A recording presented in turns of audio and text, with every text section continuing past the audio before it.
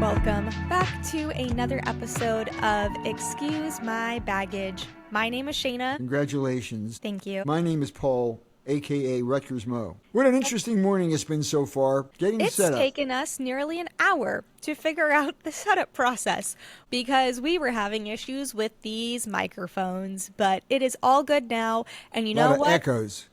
The echoes. Echo. Exactly. It was interesting, but hey, that's all part of the game. I do not love technical difficulties, but we all go through technical difficulties. Here we go on another metaphor. Oh, Technical difficulties are going to happen whether we want them to or not. Life difficulties are going to happen if we want them to or not. And it's all about how you roll with the Well, that's punches. it. I'm out of here. Okay, yeah. You're like, I'm done. Shayna's on another rant. But, no, actually I'm going somewhere with this. I The hope so. technical difficulties we dealt with this morning, Yeah. while I don't love them, it's part of life. And that's kind of what we're talking about today. We're talking about love. We're talking about relationships. Well, I don't know what the hell's going on. All I know is it's taken an hour just to get to this point. Am It I has. frustrated? Yeah. And it's, part of life. That's frustration. Yes. That is frustration. How do we deal with it? But today we're going to be discussing that and unpacking that a little bit deeper of what has your life been like? Unpacking the frustration of love, unpacking the beauty of love, unpacking it all. Well, one of the things you said just a moment ago reminded me of an old song from the 50s. Reminded me of a line, once in a while he won't call, but it's all in the game. You were saying that this was a game. Relationships, in a way, are like a game. Everything I you hate do that is a expression. game. I hate when people say that relationships and dating's a game. It's not. No, it actually is. Is it? Well, I've been married a hell of a lot more than you have so far. It's true. Well, And divorced a hell of a lot more than you have. I'm saying, I think what I was thinking is people, when they say, like, relationships are a game, it's like, you gotta play the game, like, you gotta play your cards right. In my head, I'm like, just live, just exist, just be a nice person, and have fun. There's no rule book to love. But what do you mean love is a game? It's like, for example, how do children wind up walking? They wind up rolling over on their stomachs and then they start crawling around. It's part of the process of learning how to walk. Balance. Everything that we do, play for children and for animals, is a way of learning skills that they're going to need to exist in the wild. Yeah. Dating is basically a form of finding out who the other person is, who's getting your attention, and vice versa. So there's a certain there's an art to the dance, and the dance, which is a metaphor. You love those things. I love a good metaphor. Yeah, I know you love those. I know. Love a good metaphor, but this is a bad I really metaphor. do. But the reality is that all of these things in relationships, dating, I'll pick you up at 8 and don't be late. We're going to a movie. We're going to go down to the beach. Those are all venues to see how that person is responding, how you're responding, how you guys are responding as a team. When does the game end? Because there is no end. Never-ending game. It's a never-ending game until you die. That's it. I don't know. Well, point is, Well, there was the Never-Ending Story, which I I really like. love that movie. That is a I great love the movie. music to it in particular. The Atreyu. music, the cinematography, I was a fan. I liked it, but it's the never-ending game that. of love, Love that. I guess. The Never-ending Game of Love. But, That was another song from the 60s. Was it? I didn't Yes. know that. Well, another song, Yes. a classic love song, is "What Is Love" by Haddaway.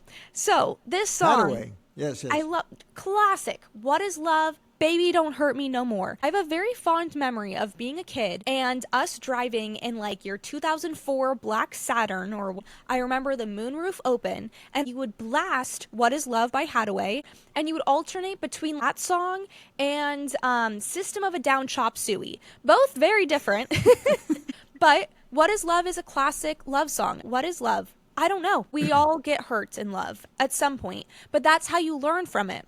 It's like a child learning to walk. The child's going to fall. It's going to get Well, hurt. you learn, everything is essentially a learning process, whether you call it a game or not. And hopefully we make better decisions than we did before. In my case, I'm using me as an example. Your mom and I got married twice. So we had 2 marriages, 1 annulment, and 1 divorce. And then we almost got together again. There was not a lot of learning there. There was just a lot of repetition. Games. A lot of No, games. repetition. It wasn't necessarily a game. It's You just said maybe you just said it was. But okay. well, that's a good question, but another one is Well, yeah, exactly. Would you like to tell the story? How exactly did you and Mom even meet? Well, the actual story is complicated, but I was looking for Mrs. Wright. I was probably 42 or 43. I had just come out of a divorce with Janet, my first wife, about a year before. I had dated several people after Janet and I broke up. Nothing really exciting. It just didn't work out. I decided to go to a dance. And when I got there, I remember I was attracted to a woman, dark hair, something like your mom, except it wasn't your mom, it was somebody else. And I then whipped out my wallet and showed her a bunch of pictures, which included my kids. And she just said, I'm really not interested in somebody who's got children right now, but thank you. And I kind of thought, well, at least we didn't waste a lot of time. So I kept walking around the room, and then I saw your mom. And she was talking to this bald-headed guy. So they went on for a couple of minutes, 5 minutes, 10 minutes, and I just... Mom didn't budge. No, they kept yakking. They were having a great old time, yakking and talking and yakking, and I couldn't get her attention for beans. And I thought, well, I could just move on. There's other people here, but I was really kind of attracted to your mother. It was one of those things like spontaneous. It was. At some point, she got up and went to the bathroom. So I followed her, and she starts getting ready to go into the women's room. I said, pardon me, and I tapped her on the shoulder. And she said, yes. And I said, oh, well, you don't know me, but I've been sitting outside your conversation there, and I'd like to get to know you a little bit. She said, well, that would be really nice. And I said, okay, great. I had my last business card. I was the executive director for the breast care center. And I wound up ripping the card in half because you never know. You don't know how this is going to work out. And so if you would have met another person. Of course, you have to plan on the eventual. You have to save the other piece of paper. It's all part of the game. Now, we're going back to that again. Part of the game. Part of the game. So I wound up, getting her phone number, and I called her, you follow up, and she indicated she could go out with me. We went out to a Persian restaurant in Tustin the night before her birthday, and from there it was just kind of like a series of dates, and they just kept escalating. How did you know that you were in love with Mom? There was sort of a physical thing, just to begin with. She was a beautiful woman. She was really hot.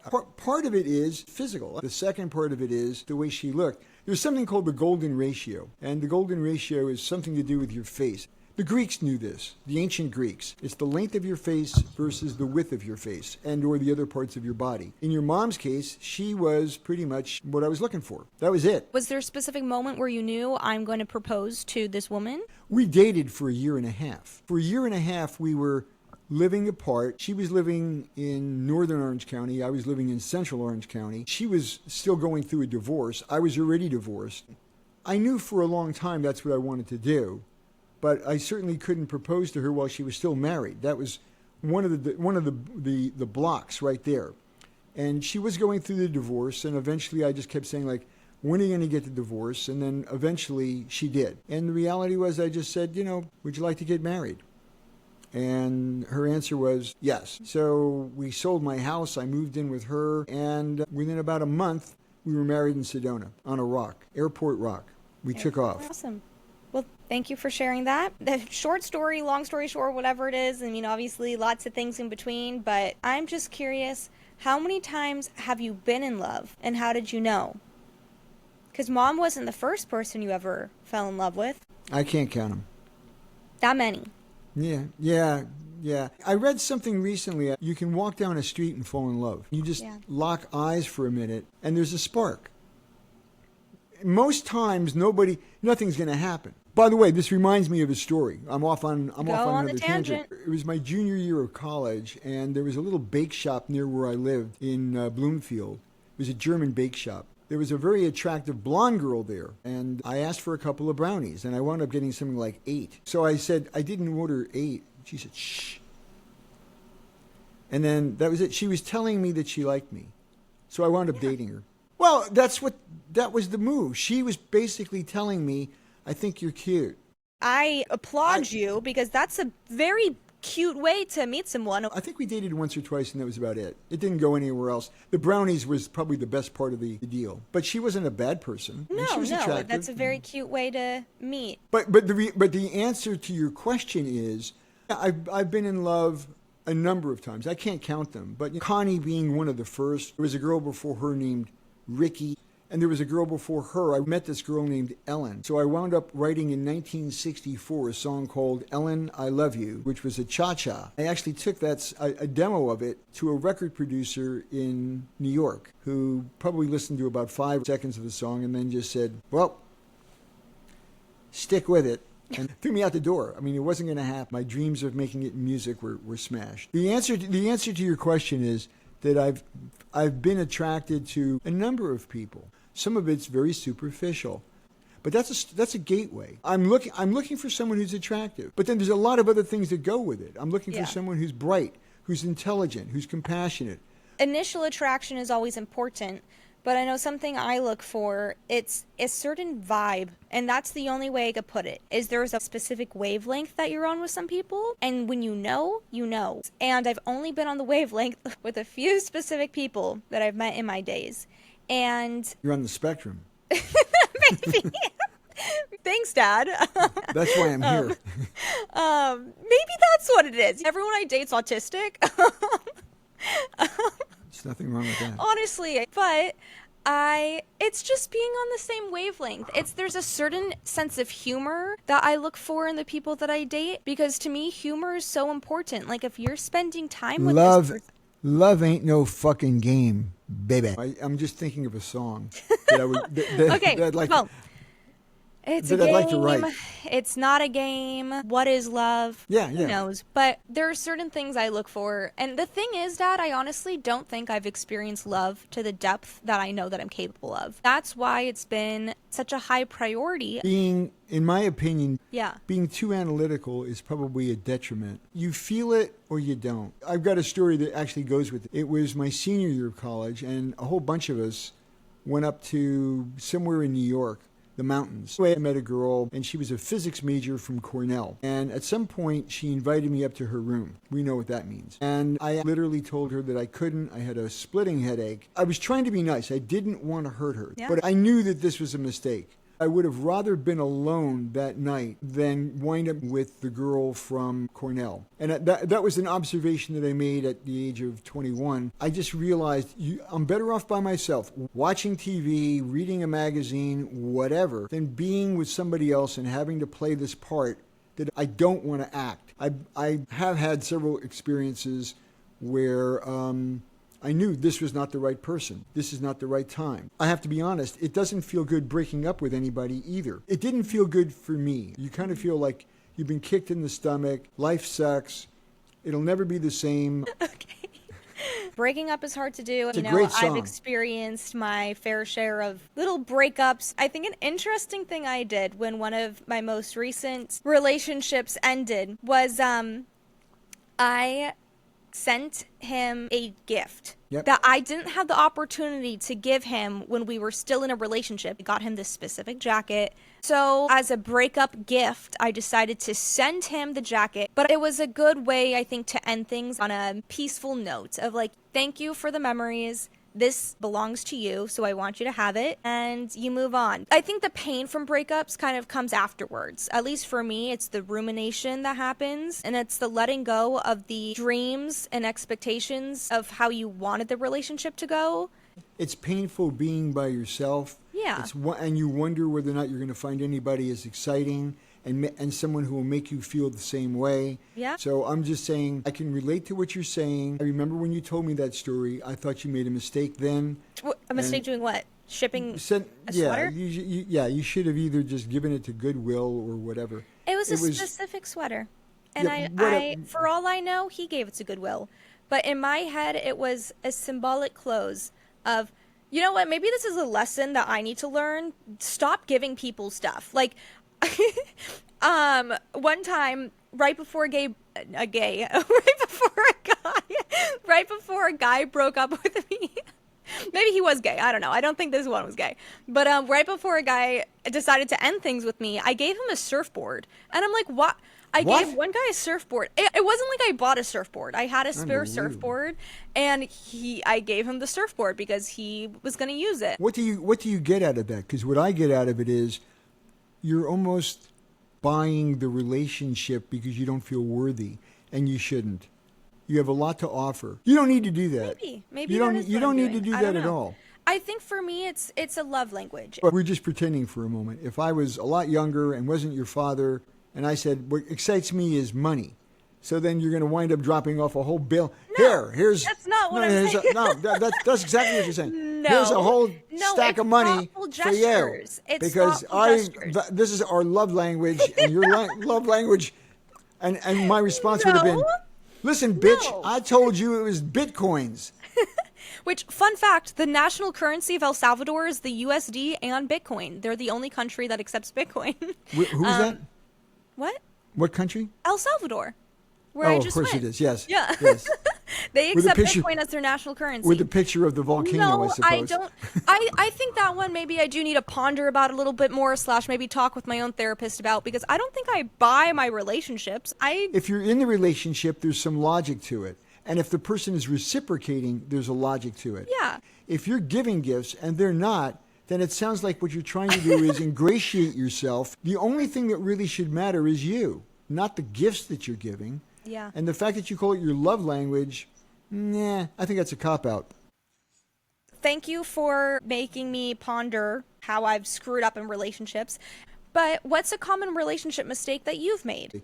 I'm not sure that I'm making the same mistake with the same people. I can tell you that I used to talk to Nilo's wife, Carmen. I literally remember calling her at least once at 3 o'clock in the morning because your mom and I had a fight. She was like a sister I never had. She basically said, I needed to cut your mother's balls off, quote unquote. So, because too much testosterone, or what was going on? No, Carmen was just feeling like your mom was controlling me and basically leading me around one way or the other. And your mom had some valid complaints as well. Which brings up one of the places that I worked at, and your mom hated it, was a cosmetic surgery center. And the first day that I got there was a attractive woman there, and they had me in the room so I could become educated in terms of how to market to these different groups. And then she said, here, feel my breasts. And she had implants. And I wound up... You didn't need to touch.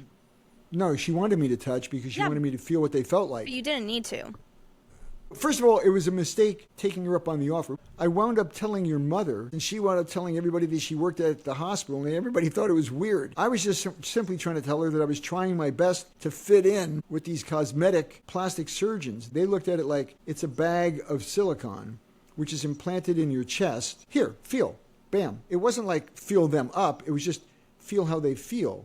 Where are you going with this? This is something you continuously did. You just kept touching implants. Like where? No. You're good. No, I don't think I'm telling it well enough. No. Nobody else I was working with, or nobody else I was in a relationship with had implants. But that's not what I was talking about. I was trying to say that my mistake was actually not playing my cards closer to the vest and not sharing this with your mother. I had just started this your job. mistake was telling the truth? That's what you're trying to say? Is that you should have lied Lies. more in your life? Lies will keep you together. Okay. Sam Kinison said that. Lies will keep you together. I beg to disagree, but okay, thanks for sharing that. The mistakes that you made in all your relationships is that you were too honest. There's times that you can tell the truth, and there's times when a lie might be better off, or saying nothing. So your relationship mistake has been you've been too truthful. Or not truthful enough. I don't know. Whatever. One of those. Okay. Well, thanks. I'm glad that I have not learned that from you. We have our similarities, but we have a lot of differences. So thank you for that. Next question. Do you love yourself? Well, yeah, I probably do. I certainly have had a lot of, I wish I was. I wish I was this. I certainly wish I was brighter. I wish I was funnier. I wish I would have had more stick-to-itiveness. I've seen certain trends where when I'm in a certain situation, my response is to run and leave and flee. Maybe there are some people who just love the way they look, love the way they think, and they're happy about it. But I suspect most people do also find flaws. Like, here's an area that I could work on. I think overall, though, I do love myself, yes. I hope that you do. But I have to lie a lot. Yeah, that's the thing. You don't know if you're I have lying to lie. or telling the truth. I lie to myself. I lie to myself. Just be kind to yourself. I think that's important. Okay. You don't have to love everything about yourself. I think we're all work in progress in perpetuity. We're always evolving and changing. As you like to say, you're not the same man that you were 5 years ago. But I think you have to be friends with yourself, and you have to be kind to yourself even when you don't want to be. Because if you won't, who will? You've been living with yourself for 78 years, and keep on going. Well, except the acid trip. On that one, I was living with somebody else on another planet. Yeah, the acid trip you had. Who knows who the hell you were living with? But, yeah, okay. Thanks for sharing that. And another question I have for you. If you could give my future husband one piece of advice regarding love and relationships, what would you tell him? In your case, be present. Show a lot of attention to my daughter. Let her know that you love her. Let her know that you think the world of her, that you find a lot of happiness just looking in her face and her eyes. I think that'll be a lot. The other And things don't lie about touching others' implants. Yeah, don't touch anybody else's Don't implants. touch anyone else's implants. Yeah. Yeah. That made me tear up a bit. Not really, but metaphorically, I'm tearing up. Would you like a metaphorical Kleenex? I would like a metaphorical. Yeah, a metaphorical Kleenex would be great. I just happen to have some on me. Thanks. Yeah, but that's good advice. Being present, that's something I would cherish a lot. Is just having someone that would be present. With Having a partner who, when you say, I want to go to fill in the blank, whatever the hell that is. I want to go to this part of the world, that part of the world. They make time. You guys work it out. Yeah. It isn't like, I've got to go by next Friday because universe is calling. That's not going to work either. You need to get more realistic. You can both, and then when you have children. You're a team together.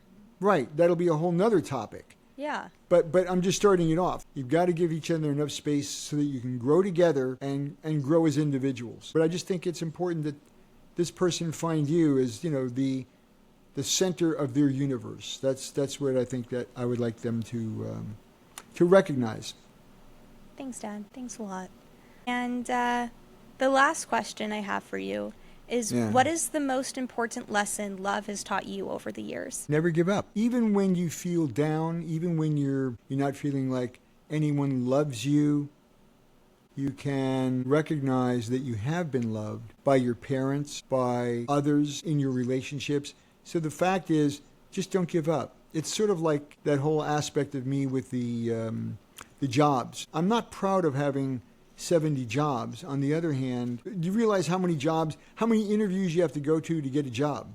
I mean, I didn't land every job that I applied for. It's persistence that I think is important. And I think it also is a good trait for a long-term relationship. You're in it for the long haul. I think what I've learned in recent times through dating and relationships, I've learned that every person's the right person at the right time. So there's this whole How can you afford all those jackets? I've only ever given one guy a jacket, and not a straight jacket, a normal jacket. I digress. But the most important lesson that love has taught me over the years is that every person is the right person at the right time. For somebody. For you. Not necessarily for you. Yes. I believe, because even the wrong person is still the right person at the right time. There's a quote, and it's right person, wrong time. I think a lot of people, including myself, have kind of used that to soften a breakup. I thought they were the right person, but the timing was off. The timing wasn't off. They were in your life the exact amount of time that they needed to be. The milk just expired. That's what happened. It's just expectation didn't meet the reality. It doesn't mean they weren't the right person, because they still were meant to be in your life and you were meant to be in theirs. Okay, stop. That's your opinion. Go back to my comment about the girl from Cornell. Yeah. I shouldn't have been with her. I didn't really find her attractive. She was very bright, but she wasn't interesting to me. Yes. I'm not sure that I was exciting to her, but regardless, that's not the point. It's my viewpoint that we're looking at. I don't agree with you. Not everybody is in your life for some reason. You view it that way, but that's not the way it is. Okay. Yeah, well, I don't. Because I still view you needed to meet this woman from Cornell for you to learn that being with yourself is sometimes better than being with someone else. So in my viewpoint, she was still the right person at the right time, because you needed to meet her to have that experience. You're connecting dots that aren't connected. You know what? And that's what I do. I connect dots. Stop. Sometimes. Stop doing that.